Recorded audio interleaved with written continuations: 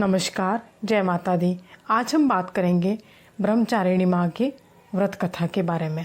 देखिए, नवरात्रा के दूसरे दिन जो है वो माँ दुर्गा के ब्रह्मचारिणी स्वरूप की पूजा की जाती है।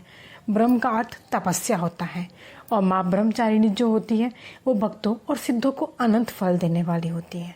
इनकी उपासना से तप, त्याग, वैराग्य, सदाचार और संयम की वृद्धि होती है। शास्त्रों में ब्रह्मचारिणी का अर्थ तप की चारिणी यानी तप का आचरण करने वाली बताया गया है। अब मैं आपको सुनाती हूँ माँ ब्रह्मचारिणी की व्रत कथा।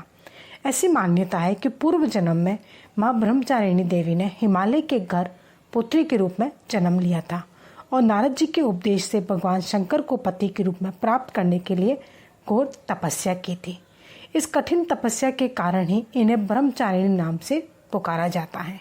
1000 वर्ष तक माँ ब्रह्मचारिणी ने केवल फल और फूल खाकर बिताए और 100 वर्षों तक केवल जमीन पर रहकर शाक पर निर्वाह किया। कुछ दिनों तक कठिन उपवास रखे और खुले आकाश के नीचे वर्षा और धूप के घोर कष्ट सहे। 3000 वर्षों तक टूटे हुए बिल्व पत्र खाए और भगवान शंकर की आराधना करती रही। इसके बाद तो उन्होंने सूखे बिल्व खाना भी छोड़ दिए। कई हजार वर्षों तक निर्जल और निराहार रहकर भी इन्होंने तपस्या की। पत्तों को खाना छोड़ देने के कारण ही इनका नाम अपर्णा भी पड़ गया। कठिन तपस्या के कारण देवी का शरीर बिल्कुल क्षीण हो गया था।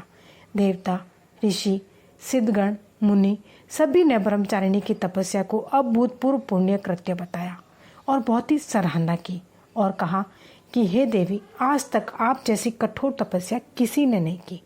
यह करना किसी से भी संभव नहीं था, केवल इसे आपने संभव करके दिखाया है। आपकी मनोकामना पूर्ण होगी और भगवान चंद्रमौली शिव जी आपको पति के रूप में प्राप्त होंगे। अब आप तपस्या छोड़कर घर लौट जाओ, जल्दी आपके पिता आपको बुलाने आ रहे हैं।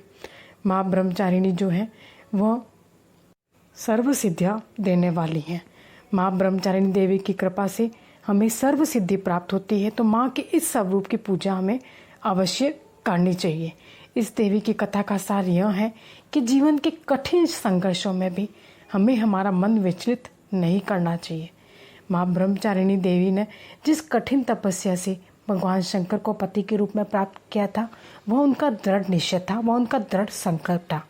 तो आप नवरात्रा के दूसरे दिन माँ ब्रह्मचारिणी की इस व्रत कथा को अवश्य सुने और अपने लक्ष्य को प्राप्त करने के लिए दृढ़ संकल्प हो जाए। माँ की कृपा आप पर हमेशा बनी रहेगी।